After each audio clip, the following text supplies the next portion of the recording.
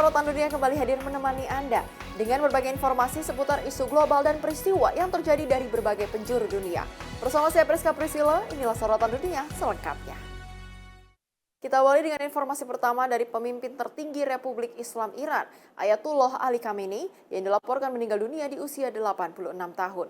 Media dalam negeri Iran mengumumkan kematiannya pada Minggu dini hari, menyusul serangan gabungan besar-besaran yang diklaim dilancarkan oleh Amerika Serikat dan Israel. Presiden Amerika Serikat Donald Trump menyatakan Khamenei tewas dalam operasi militer gabungan yang dilancarkannya. Serangan tersebut terjadi di tengah eskalasi konflik terkait program nuklir Iran.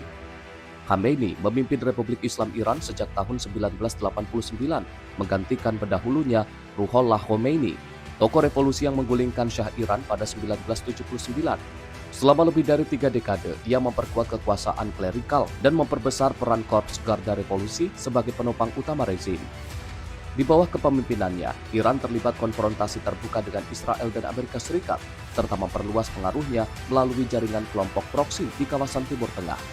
Di dalam negeri, pemerintahannya diwarnai gelombang protes besar yang terjadi, termasuk demonstrasi 2022 menyusul kematian Mahsa Amini. Aparat keamanan melakukan penindakan keras yang menelan ribuan korban jiwa, menurut kelompok aktivis.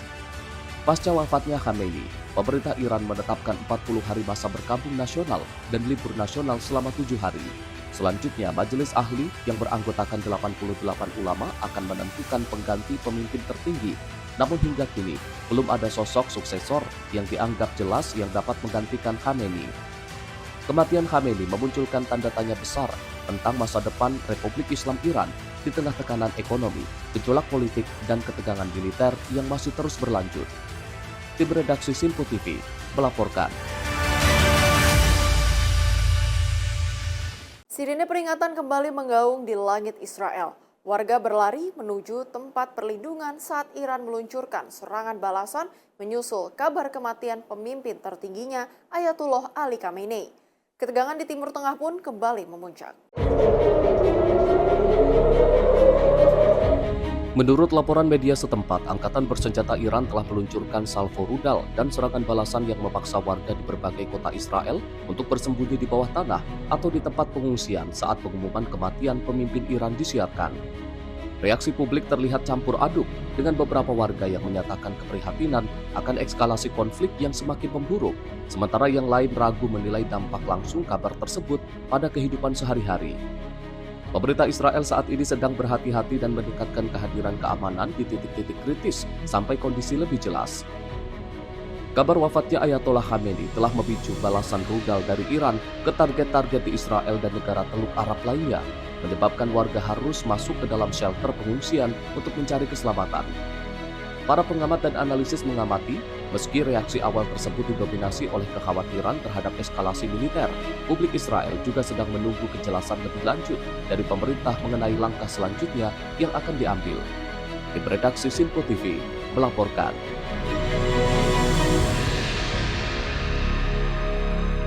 Pemirsa, ribuan warga Iran turun ke jalan berbagai kota pada Minggu 1 Maret 2026 waktu setempat setelah pemerintah mengumumkan pemimpin tertinggi Iran, Ali Khamenei, tewas dalam serangan gabungan Amerika Serikat dan Israel. Teheran langsung menetapkan 40 hari masa berkabung nasional dan meliburkan seluruh kantor pemerintah serta sekolah menjelang prosesi pemakaman.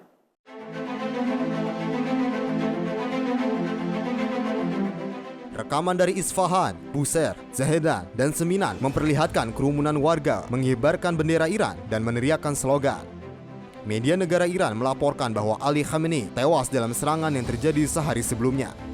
Pemerintah di Teheran menyatakan 40 hari berkabung nasional, serta cuti publik selama 7 hari, dengan penutupan seluruh kantor pemerintah dan sekolah.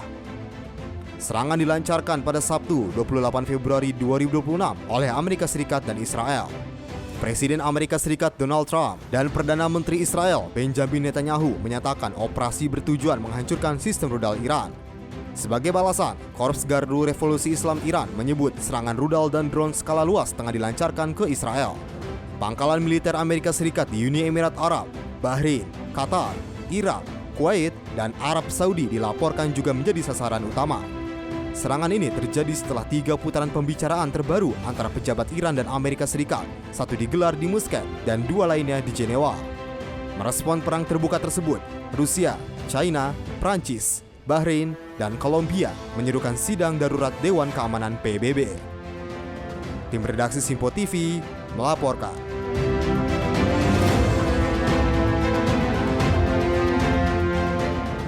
Kabar meninggalnya pemimpin tertinggi Iran, Ayatullah Ali Khamenei, akibat serangan udara Amerika Serikat dan Israel di ibu kota Teheran membawa luka mendalam bagi para simpatisannya. Tak terkecuali di Indonesia, sejumlah warga mendatangi kantor kedubes Iran di kawasan Menteng, Jakarta Pusat untuk berbelasungkawa sekaligus mengirimkan karangan bunga duka cita.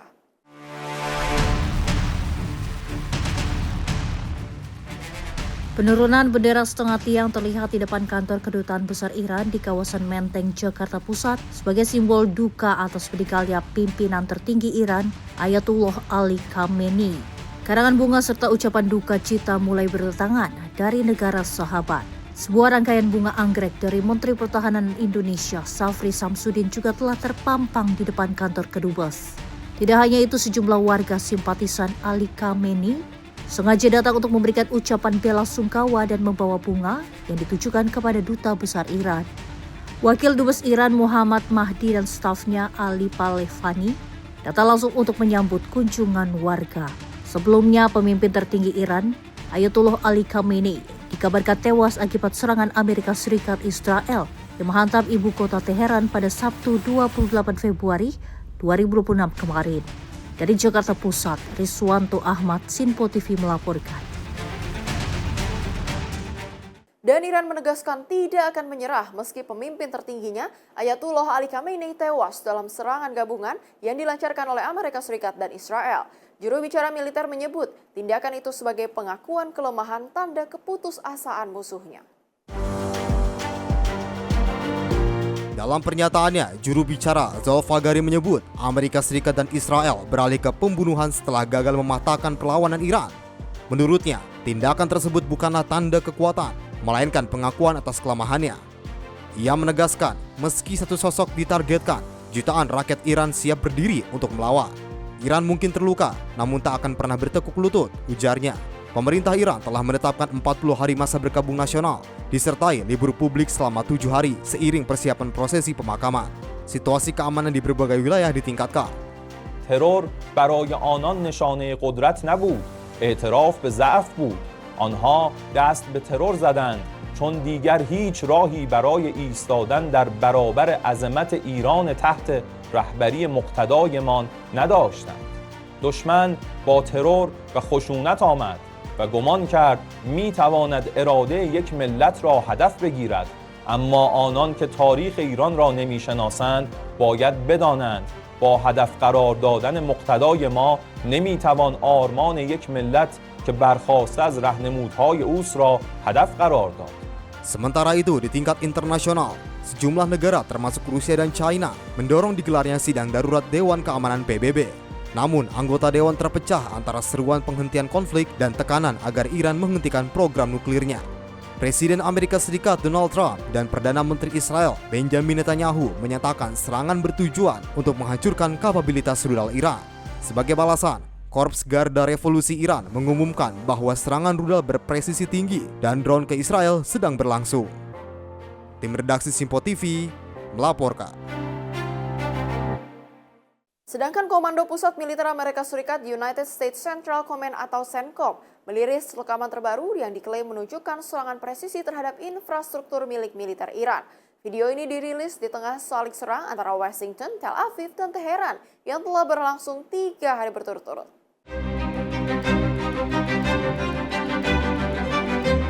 Militer Amerika Serikat merilis rekaman video yang diklaim menunjukkan serangan terhadap target-target di Iran. Dalam tayangan tersebut, terlihat luncuran rudal-rudal balistik di darat dan serangan udara yang menghantam titik yang disebut sebagai fasilitas militer strategis milik Iran. Pihak Pentagon menyatakan operasi ini merupakan bagian dari langkah terukur pemerintah Amerika Serikat untuk melumpuhkan kapasitas pertahanan dan infrastruktur militer Iran. Namun, data rincian lokasi dan skala kerusakan masih belum diungkapkan secara menyeluruh. Publikasi video ini dinilai sebagai pesan tegas Washington terhadap Teheran di tengah memanasnya hubungan kedua negara. Sejumlah pengamat menyebut langkah terbuka ini juga berfungsi sebagai efek deteren dan menunjukkan kekuatan militer Amerika Serikat kepada sekutu dan lawan-lawannya. Tim redaksi Simpo TV melaporkan.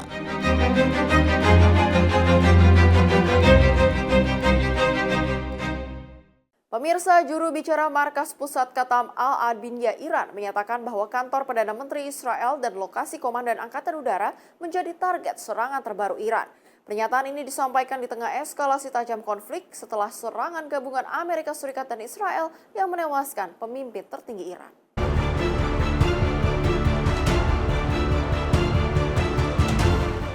Juru bicara Markas Pusat Qatam Al-Adbiyah Iran, Ebrahim Zolfagari, menyebut rudal Khaybar diluncurkan oleh Angkatan Bersenjata Republik Islam Iran dan mengklaim serangan tersebut memberikan pukulan berat. Zolfagari juga menyatakan nasib Perdana Menteri Israel, Benjamin Netanyahu, menjadi semakin tidak jelas. Selain itu, Iran mengklaim unit pertahanan udara berhasil menembak jatuh 3 pesawat tempur Amerika Serikat, namun belum ada konfirmasi independen terkait klaim tersebut. Bismillahirrahmanirrahim. فمن اعتدى عليكم فاعتدوا عليه بمثل ما اعتدى عليكم. دفتر نخست وزیر جنایتکار رژیم صهیونیستی و مکان استقرار فرمانده نیروی هوایی ارتش این رژیم در حملات هدفمند و غافلگیرانه موشک‌های خیبر در موج دهم مورد حمله و ضربه سخت نیروهای مسلح جمهوری اسلامی ایران قرار گرفتند. سرنوشت نخست وزیر رژیم صهیونیستی در حاله‌ای از ابهام قرار گرفته است. حملات موفق موشکی ایران علیه سرزمین‌های اشغالی در موج دهم متمرکز بر پردیس حکومتی رژیم صهیونیستی بوده است. Di pihak lain, militer Israel menyatakan telah mengidentifikasi peluncuran rudal dari Iran menuju wilayah Israel dengan sistem pertahanan udara dikerahkan untuk melakukan intersepsi. Situasi terkini meningkatkan kekhawatiran akan konflik terbuka yang lebih luas di kawasan Timur Tengah. Tim redaksi Sinpo TV melaporkan.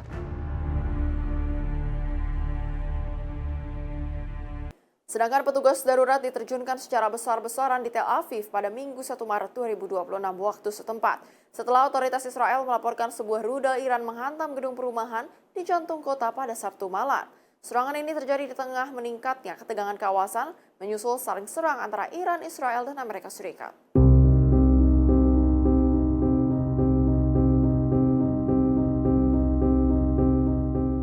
Rekaman video pada Minggu 1 Maret 2026 menunjukkan kerusakan di sejumlah bangunan di Tel Aviv. Petugas darurat terlihat membantu warga mengumpulkan barang pribadi dan membersihkan puing di jalanan. Sejumlah warga tampak berkumpul di luar rumah mereka, menyaksikan dan merekam dampak serangan. Serangan Iran juga dilaporkan menghantam Beit Shemesh, menyebabkan sedikitnya 9 orang tewas dan lebih dari 57 lainnya luka-luka. Petugas penyelamat terlihat menyingkirkan reruntuhan dan mencari korban yang mungkin masih terjebak di bawah puing.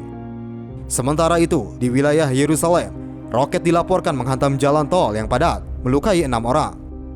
Rekaman dari lokasi menunjukkan puing berserakan di badan jalan dengan sejumlah kendaraan polisi dan ambulans terparkir di sekitar area. Petugas pertama dan polisi mengamankan lokasi serta memberikan perawatan kepada para korban. Seluruh korban luka dilaporkan telah dibawa ke rumah sakit. Pihak berwenang menyatakan penyelidikan telah diluncurkan untuk mengetahui rincian serangan. Serangan terbaru ini terjadi di tengah eskalasi tajam ketegangan regional dan menyusul rangkaian serangan balasan antara Iran, Israel, dan Amerika Serikat. Tim redaksi Sinpo TV melaporkan.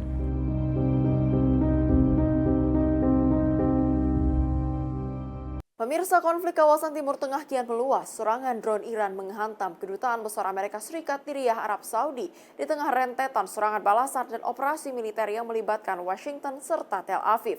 Insiden ini terjadi saat Presiden Donald Trump menegaskan operasi militer terhadap Iran baru saja dimulai dan dapat berlangsung lebih dari 1 bulan.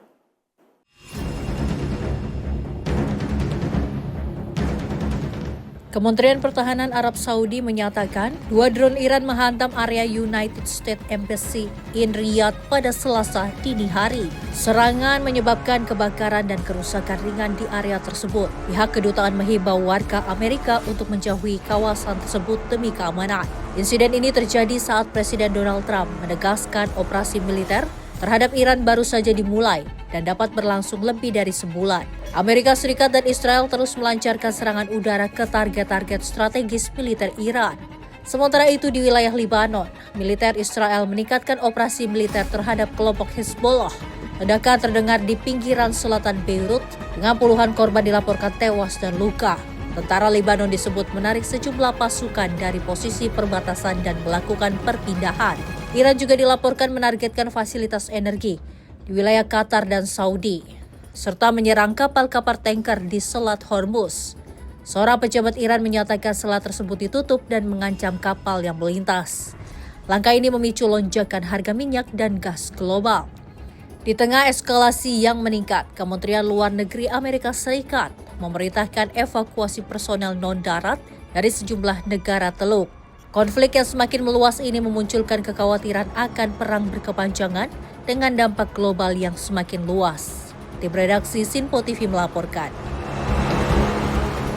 Serangan udara Israel hantam Beirut, Lebanon. Informasi selengkapnya usai jeda, tetaplah bersama kami di Sorotan Dunia.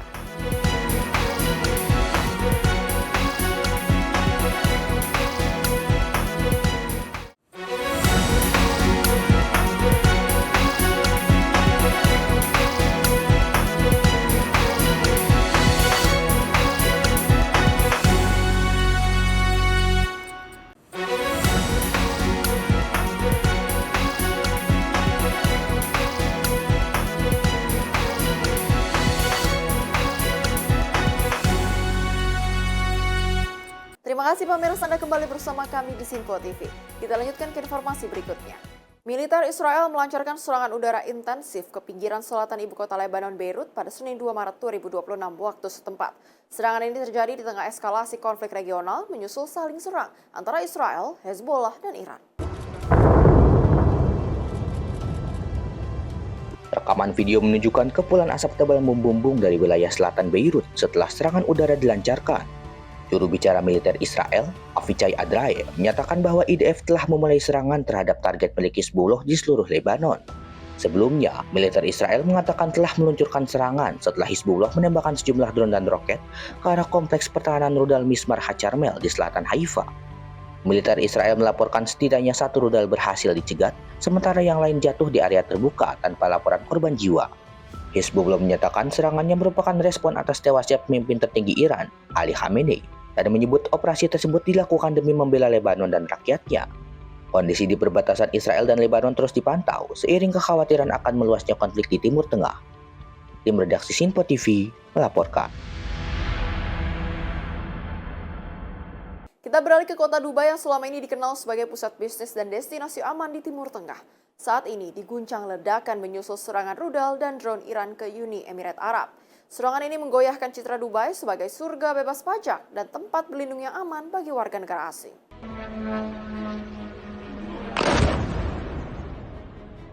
Rekaman video yang beredar di media sosial menunjukkan kilatan ledakan di langit malam, disusul kepulan asap tebal yang membumbung di sejumlah titik di Dubai dan Emirat sekitarnya.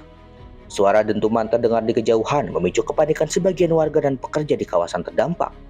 Otoritas Uni Emirat Arab menyatakan sistem pertahanan udara segera diaktifkan untuk mencegat rudal dan drone yang masuk. Sejumlah proyektil diklaim berhasil dihancurkan di udara, namun beberapa titik dilaporkan tetap mengalami dampak serangan, termasuk kawasan industri dan fasilitas komersial. Serangan ini terjadi di tengah memanasnya konflik antara Iran dan Israel yang kini meluas ke negara-negara Teluk. Dubai dan Emirat lainnya yang selama ini dikenal sebagai pusat bisnis global dan destinasi relatif aman, kini ikut merasakan langsung imbas eskalasi militer yang terus berkembang. Hingga saat ini, belum ada rincian resmi terkait korban jiwa atau tingkat kerusakan secara menyeluruh. Otoritas tempat meningkatkan status keamanan di bandara, pelabuhan, dan objek vital lainnya, serta mengimbau warga dan ekspatriat untuk tetap tenang dan mengikuti arahan resmi.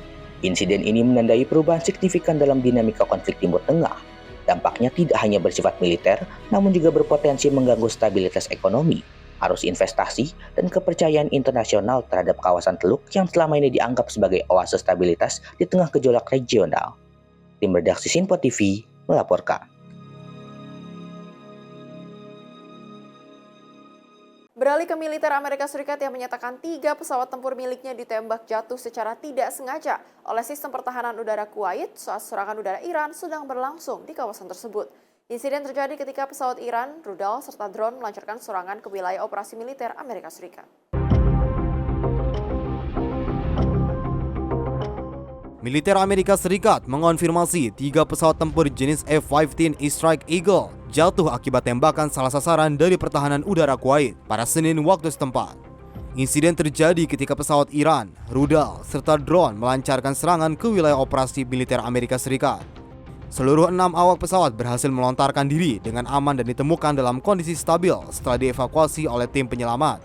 Saksi mata menyatakan ledakan terdengar saat salah satu pesawat terjatuh dalam kondisi terbakar sebelum seorang penerbang terlihat mendarat menggunakan parasut. Komando Pusat Militer Amerika Serikat menyebut Kuwait telah mengakui kesalahan tersebut yang terjadi saat memberikan dukungan terhadap operasi tempur Amerika Serikat di Iran. Hingga saat ini, penyebab pasti insiden masih dalam proses penyelidikan oleh pihak militer Amerika Serikat dan Kuwait. Tim redaksi Simpo TV melaporkan.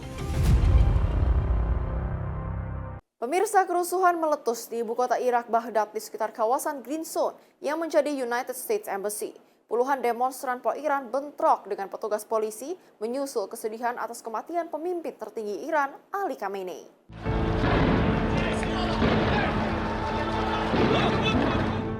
Rekaman video dan laporan media setempat menunjukkan puluhan demonstran berkerumun di jalan menuju Green Zone, menyanyikan yel-yel anti-Amerika dan anti-Israel. Sebagian massa berusaha menembus barikade pengamanan yang menjaga kedutaan Amerika Serikat. Petugas polisi terlihat menembakkan gas air mata dan meledakkan mercon ke arah massa untuk mengendalikan situasi. Beberapa demonstran membawa bendera dan poster pro-Iran, menyatakan kesedihan mereka atas kematian pemimpin Iran, dan mengutuk serangan militer Amerika yang dikaitkan dengan usaha menghancurkan jaringan pengaruh Iran di regional. Sementara itu, keamanan ditingkatkan di sekitar Green Zone untuk mencegah protes meluap menjadi serangan langsung ke kompleks diplomatik Amerika Serikat. Kerusuhan ini muncul saat ketegangan di Timur Tengah terus berkembang, setelah serangan udara Amerika Serikat dan Israel ke Iran yang membuat pemimpin tertinggi Iran Ayatullah Ali Khamenei tewas. Respon publik di Irak menunjukkan sebuah perpisahan antara keinginan Baghdad untuk menjaga stabilitas dan tekanan dari kelompok-kelompok yang bersejarah dekat dengan Tehran.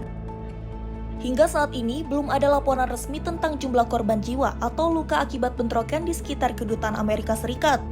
Namun, otoritas Irak menegaskan siaga keamanan dan mengimbau warga untuk tenang hingga kondisi berangsur kondusif. Tim redaksi Simpo TV melaporkan.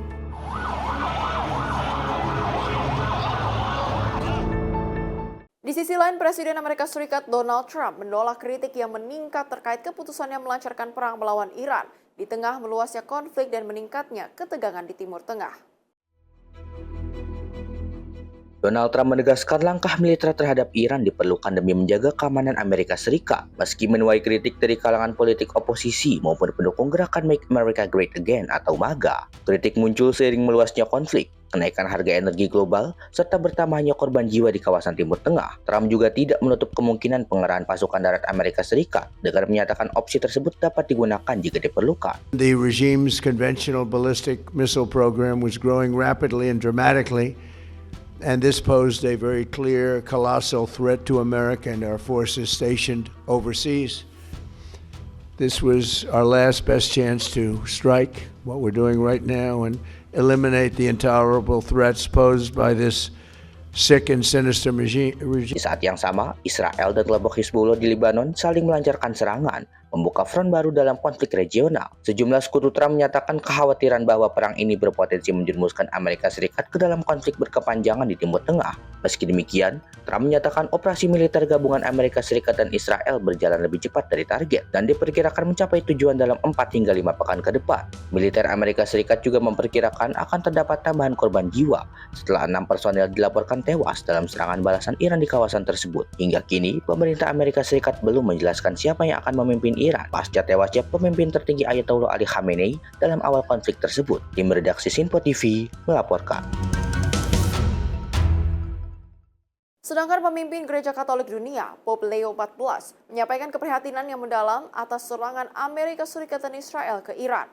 Dalam pernyataan pertamanya, Vatikan mendesak agar rantai kekerasan segera dihentikan sebelum berujung pada jurang yang tak dapat dipulihkan.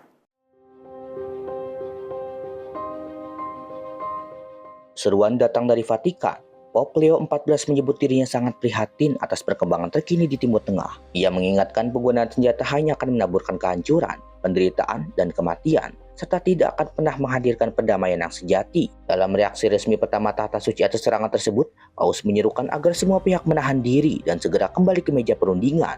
Ia menekankan pentingnya dialog yang masuk akal, otentik, dan bertanggung jawab, yang berlandaskan keadilan dan saling menghormati satu sama lain. Con profonda preoccupazione quanto sta accadendo in Medio Oriente e in Iran in queste ore drammatiche. La stabilità e la pace non si costruiscono con minacce reciproche né con le armi che seminano distruzione, dolore e morte, ma solo attraverso un dialogo ragionevole, autentico e responsabile.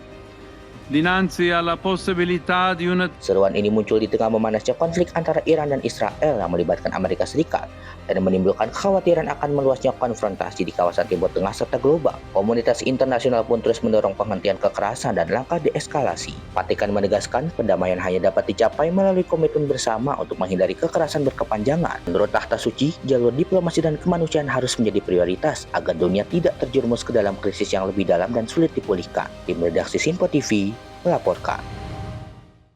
Sedangkan Menteri Luar Negeri Iran, Abbas Araghchi, memperingatkan bahwa konflik terbuka dengan Amerika Serikat akan menjadi perang yang sangat menghancurkan. Pernyataan itu disampaikannya menjelang perundingan penting terkait program nuklir Iran.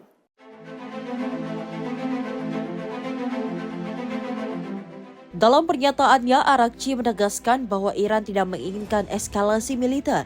Namun ia mengingatkan jika konfrontasi terjadi, dampaknya akan sangat besar dan merusak bagi kedua belah pihak. Meski demikian, Teheran menyatakan tetap membuka pintu bagi penyelesaian damai melalui jalur diplomasi. Pemerintah Iran berharap perundingan yang dijadwalkan berlangsung dalam waktu dekat dapat menghasilkan terobosan resolusi baru. Ketegangan terus meningkat antara Iran dan Amerika Serikat dalam beberapa waktu terakhir, terutama terkait program nuklir dan sanksi ekonomi yang diberikan terhadap Iran. Pernyataan ini menegaskan bahwa posisi Iran yang menginginkan solusi politik, namun sekaligus memberikan sinyal keras atas resiko konflik terbuka yang kapanpun bisa terjadi. Tim redaksi Simpo TV melaporkan. Dan sedikitnya 85 siswa tewas dalam serangan udara yang diduga dilakukan Amerika Serikat dan Israel terhadap sebuah sekolah perempuan di Provinsi Hormozgan, Iran.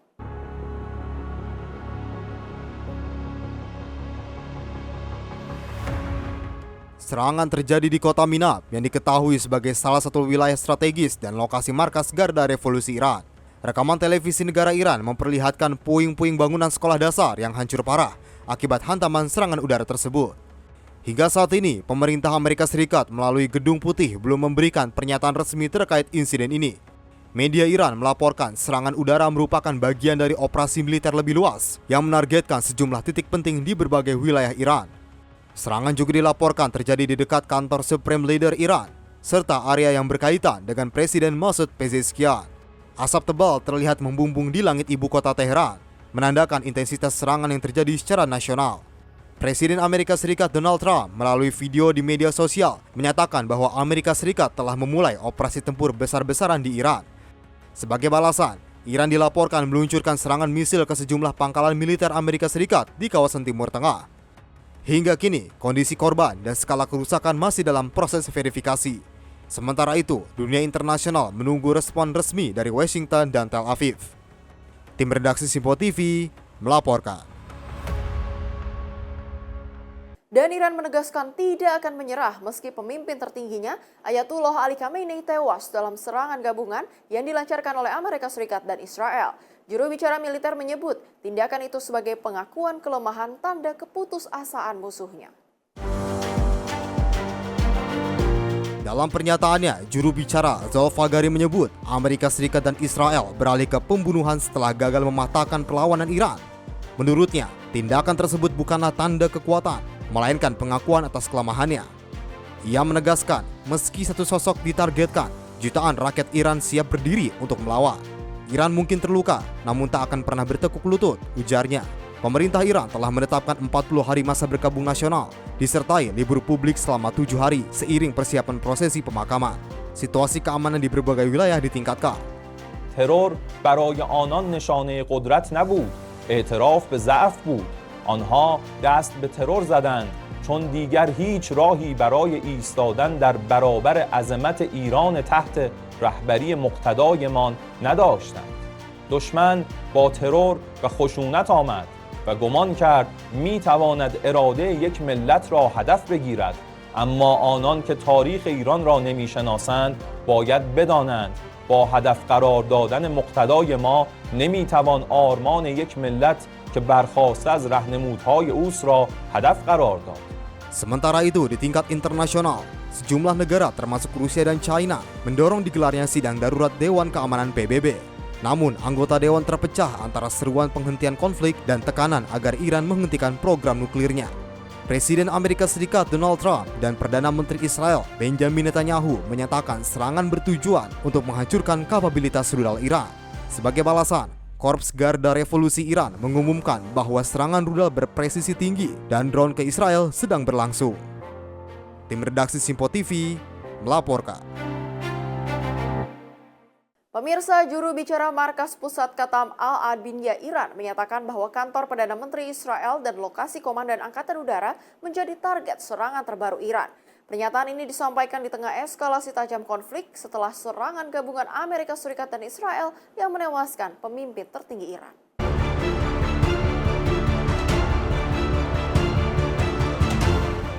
Juru bicara Markas Pusat Khatam Al-Anbiya Iran, Ebrahim Zolfagari, menyebut rudal Khaybar diluncurkan oleh Angkatan Bersenjata Republik Islam Iran dan mengklaim serangan tersebut memberikan pukulan berat.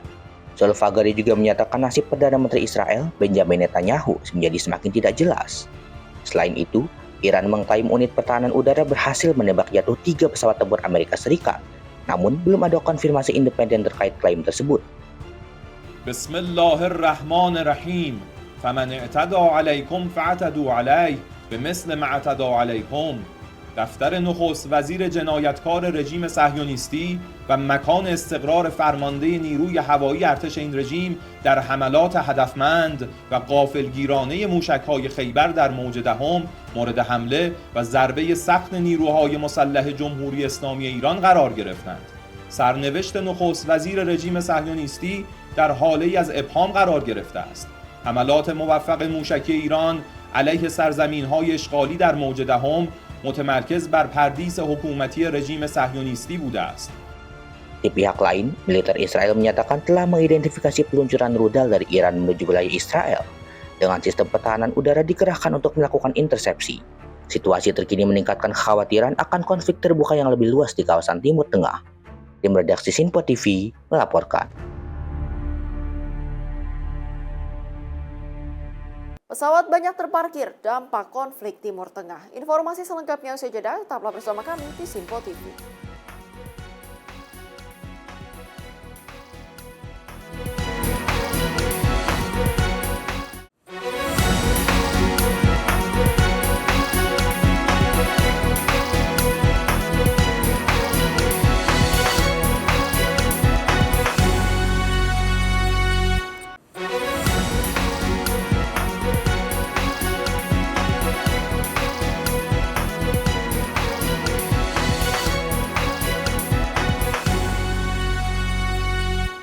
Terima kasih pemirsa, Anda kembali bersama kami di Sorotan Dunia. Kita lanjutkan ke informasi berikutnya.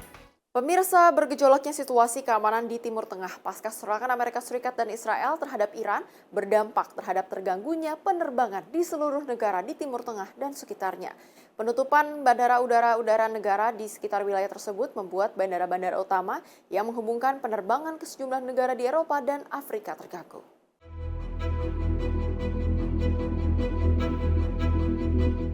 Konflik keamanan di Timur Tengah menyusul serangan Amerika Serikat dan Israel ke Iran, juga berdampak terhadap rute penerbangan internasional dari dan menuju Bandara Internasional I Gusti Ngurah Rai Bali. Berdasarkan pantauan sejumlah pesawat berukuran besar milik maskapai penerbangan Emirates, Qatar Airways, dan Etihad terlihat berjejer rapi di area airport Bandara Internasional I Gusti Ngurah Rai Bali. Pesawat-pesawat tersebut sudah terparkir sejak 28 Februari 2026. Pihak maskapai masih menunggu perkembangan situasi yang memungkinkan untuk melanjutkan penerbangan. Penundaan penerbangan itu juga membuat 1.631 orang penumpang dengan tujuan Timur Tengah kini berada dalam kondisi ketidakpastian. Kalau sesuai dengan data yang kami dapatkan, ya kami ada ya kemarin bahwa penumpang yang sudah check-in itu dihotelkan oleh pihak maskapai. Namun ada yang belum ke bandara, tentunya diinformasikan oleh para pihak maskapai. Dan di sini tentunya melakukan reroute, reschedule maupun refund. Seperti itu. Di sisi lain, pembatalan maupun pengalihan rute penerbangan untuk rute ke Timur Tengah berpotensi menyebabkan perubahan arus penumpang di Bandara Internasional I Gusti Ngurah Rai. Merespons situasi tersebut, Imigrasi Ngurah Rai mengaktifkan langkah siaga untuk memastikan pelayanan keimigrasian tetap berjalan lancar dan kondusif. Pihak Imigrasi Ngurah Rai juga mengantisipasi kemungkinan terjadinya overstay bagi warga negara asing yang terdampak pembatalan penerbangan sehingga tidak dapat meninggalkan wilayah Indonesia sesuai jadwal. Bagi penumpang yang masa izin tinggalnya hampir atau telah berakhir, lantaran kini masih dalam situasi darurat penerbangan, diharapkan segera melapor kantor imigrasi untuk mendapatkan arahan lebih lanjut. Dari Bali, jurnalis Sinpo TV melaporkan. Kita ke informasi lain di mana Wakil Ketua Komisi 1 DPR, Dev Laksono, mendukung penuh langkah Indonesia untuk membuka ruang diplomasi dalam mewujudkan perdamaian konflik antara Iran dengan Amerika Serikat serta Israel. Dev menilai jalur diplomasi diperlukan agar tidak menyebabkan konflik berkepanjangan yang dapat berdampak terhadap sektor industri maupun perekonomian secara global. Presiden RI Prabowo Subianto disebut siap memfasilitasi dialog akibat konflik yang memanas antara Iran dengan Israel serta Amerika Serikat. Pasalnya dalam konflik 3 negara tersebut mengakibatkan sejumlah masyarakat tewas dalam serangan udara. Wakil Ketua Komisi 1 DPR Dev Laksono mengungkapkan pihaknya mendukung penuh Presiden Prabowo Subianto sebagai mediator untuk mewujudkan perdamaian ketiga negara. Dev menilai jika konflik terus berkepanjangan maka dapat menyebabkan dampak yang besar dalam sektor energi hingga perekonomian secara global. Kami menyampaikan rasa prihatin yang amat dalam akan konflik yang terus berkembang terjadi di Iran dan Israel akibat konflik antara Iran, Israel, dan juga melibatkan pihak lain seperti Amerika Serikat. Ini konflik yang menyebabkan tragedi kemanusiaan dan juga berpotensi untuk menyebar ke hal-hal yang lain. Kami terus mendorong agar baik pemerintah, semua pihak bisa kembali ke meja perundingan, dan juga kami terus mendorong untuk pemerintah Indonesia agar bisa menjadi mediator di berbagai macam forum untuk membahas hal ini di forum-forum multilateral, apakah itu di forum PBB ataupun forum OKI, agar terbuka kembali dialog sehingga bisa kita menyelesaikan kemelut ini, mencari jalan keluarnya, dan bisa mulai berproses perdamaian yang berkepanjangan sehingga konflik ini selesai dan tidak sampai menyebabkan dampak yang besar khususnya di sektor energi yang bisa berdampak kepada industri dan perekonomian baik di Indonesia ataupun secara global. Dari Jakarta, Farizal Ahmad Amin, Sinpo TV melaporkan. Sedangkan Menteri Luar Negeri dorong peran Board of Peace Gaza atau BOP untuk memperkuat gencatan senjata dalam sidang Dewan Keamanan PBB di Amerika Serikat. Menlu juga mendorong peran BOP untuk memastikan gencatan senjata bertahan serta bantuan kemanusiaan tersalurkan tanpa hambatan.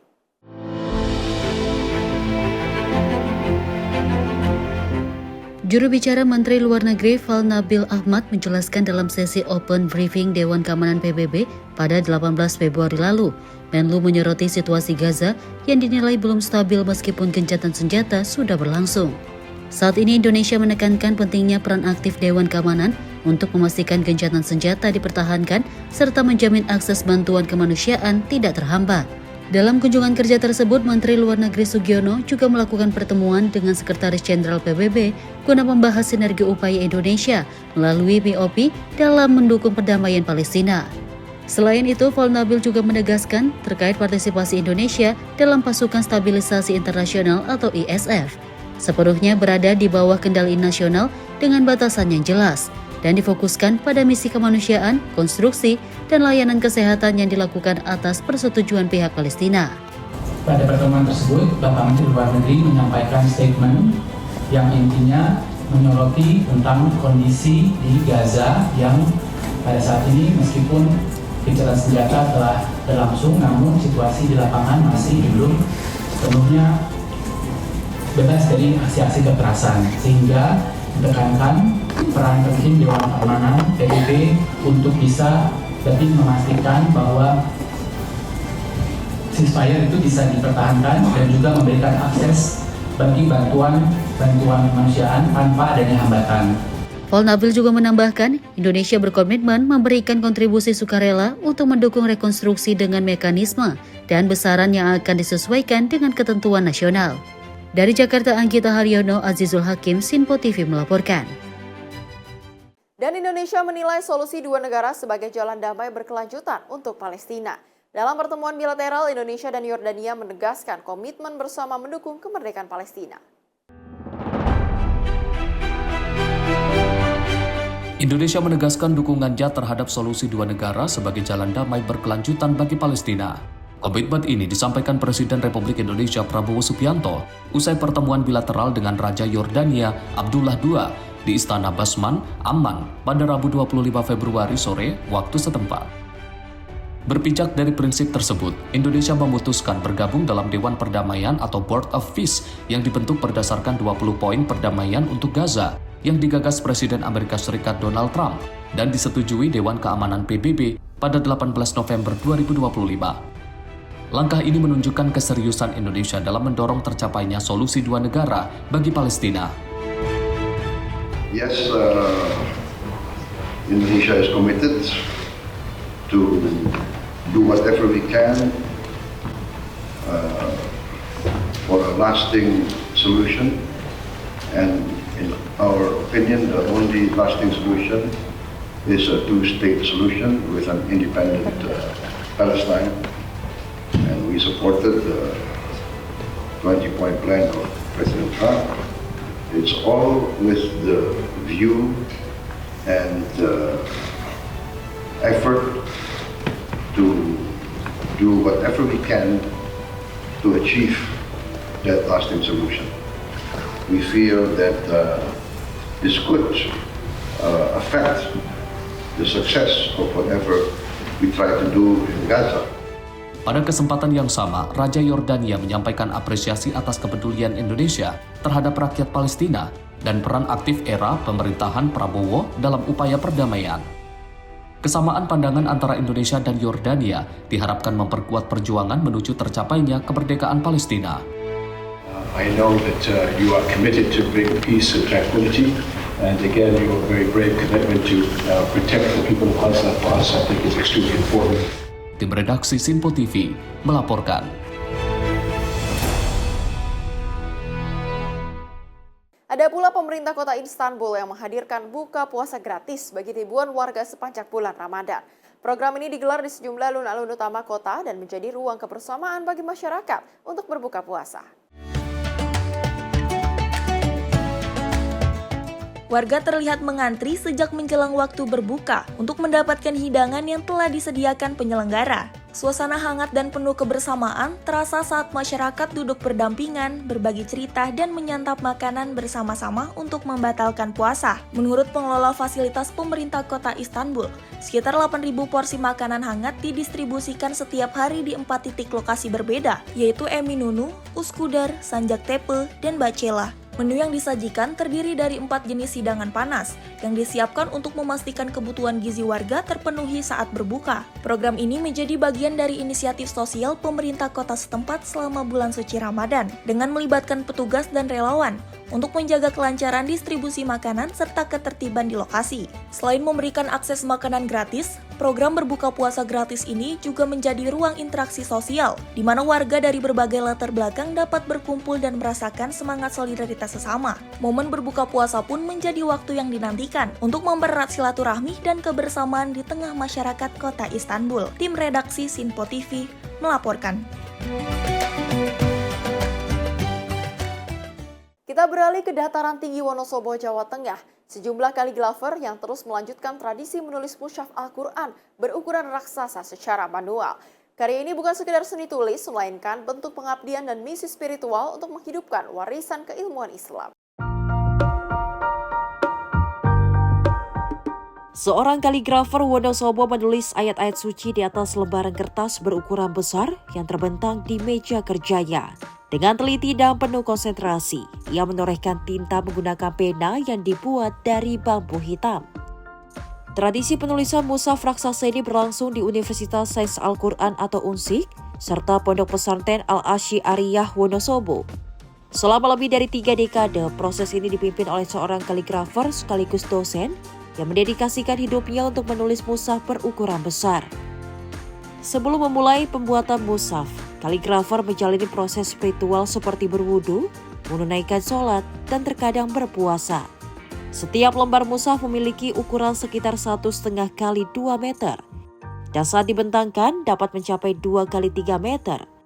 Untuk menyelesaikan satu mushaf raksasa dibutuhkan waktu antara 1 hingga 3 tahun. Mushaf-mushaf tersebut tidak untuk diperjualbelikan. Karya ini dihibahkan ke masjid-masjid besar seperti wakaf dan kini terpasang di sejumlah masjid terkemuka di Indonesia, bahkan hingga luar negeri. Tradisi ini menjadi bukti bahwa kecintaan terhadap Al-Quran terus hidup melalui dedikasi dan ketekunan para kaligrafer di tanah air. Tim redaksi Simpo TV melaporkan. Kita ke informasi lain di mana seorang pekerja sanitasi di kota Huber Heights, negara bagian Ohio, mendapatkan kejutan yang tak terduga saat menemukan seorang pria bersembunyi di dalam tong sampah.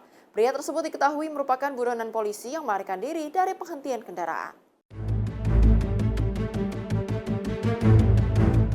Rekaman desk kamera yang diunggah oleh kepolisian Huber Heights di media sosial menunjukkan detik-detik penemuan tersebut. Pekerja sanitasi terlihat mendorong tong sampah ke arah truk pengangkut. Membuka tutupnya kemudian terkejut dan mundur dengan cepat sambil menunjuk ke arah tong saat petugas polisi tiba di lokasi. Menurut pihak kepolisian, pria itu sebelumnya melarikan diri dengan berjalan kaki setelah dilakukan penghentian kendaraan pada Senin. Petugas sempat kehilangan jejak dan memasang garis perimeter di sekitar area pencarian. Dalam video tersebut terlihat pria itu keluar dari dalam tong sampah dan langsung berlari menjauh. Seorang petugas polisi segera melakukan pengejaran. Saat berlari, sepatu yang dikenakannya tampak terlepas. Setelah pengejaran singkat, pria tersebut berhasil diamankan tanpa mengalami luka. Pihak kepolisian menyatakan proses penangkapan berlangsung tanpa insiden serius. Tim redaksi Simpo TV melaporkan. Kita ke informasi lain di mana ajang pembuka Grand Prix MotoGP 2026 penuh dengan drama. Race perdana ini berlangsung di sirkuit internasional Busan, Thailand, di mana Marco Bezzecchi finish di posisi pertama, sedangkan Marc Marquez harus alami DNF karena mengalami pecah ban.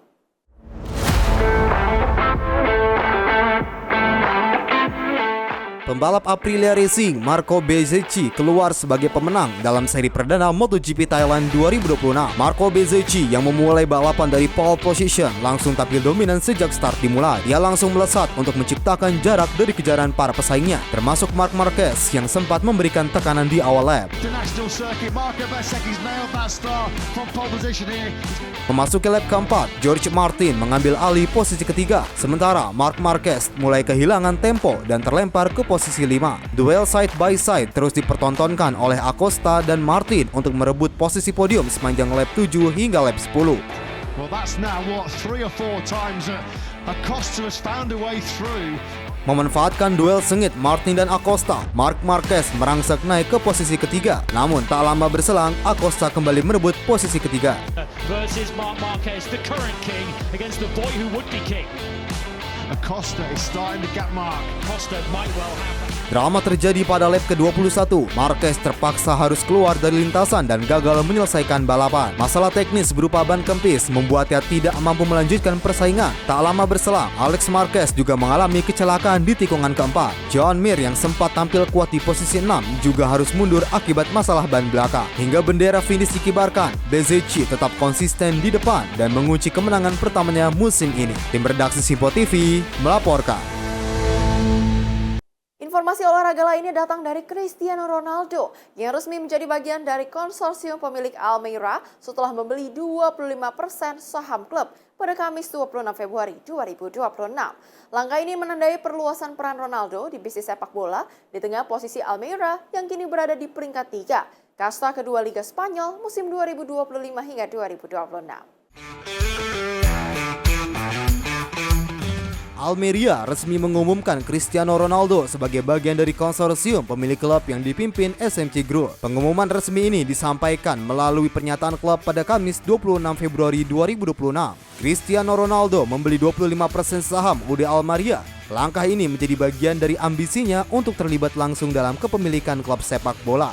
Investasi ini menandai perluasan peran Ronaldo di dunia bisnis sepak bola setelah selama ini dikenal sebagai pemain profesional di level tertinggi. Posisi klasemen UD Almeria saat ini berada di posisi 3 kasta kedua Liga Spanyol musim 2025-2026.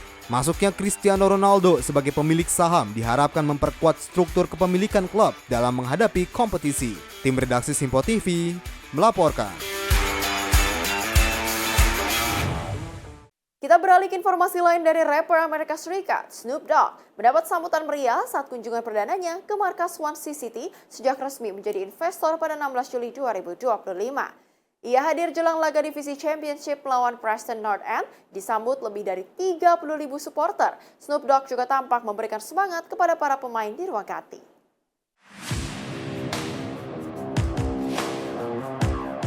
Rapper asal Amerika Serikat, Snoop Dogg mendapat sambutan meriah saat menjalani kunjungan perdananya ke markas Swansea City. Usai resmi menjadi investor dan pemilik saham minoritas klub tersebut pada 16 Juli 2025.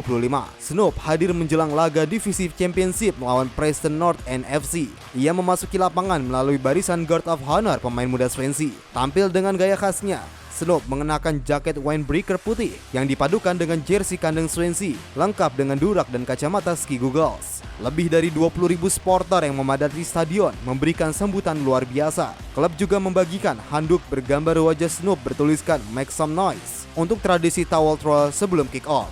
Snoop kemudian melakukan lap of honor dan mendapat standing ovation dari para pendukung. Di pertandingan tersebut, Swansea bermain imbang 1-1 setelah Liam Cullen mencetak gol penyeimbang pada menit ke-95.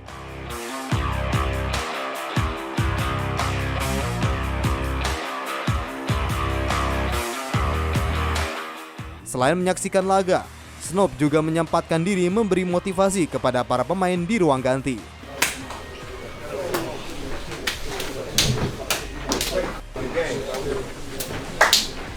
We here, man. The crowd turned up. I walked through the whole crowd, man. It's a different kind of feeling. It's a different kind of feeling to be in this stadium right here, man. So thank y'all for welcoming me to this sport, to this world, to this franchise. Let's take it to the top. Let's go.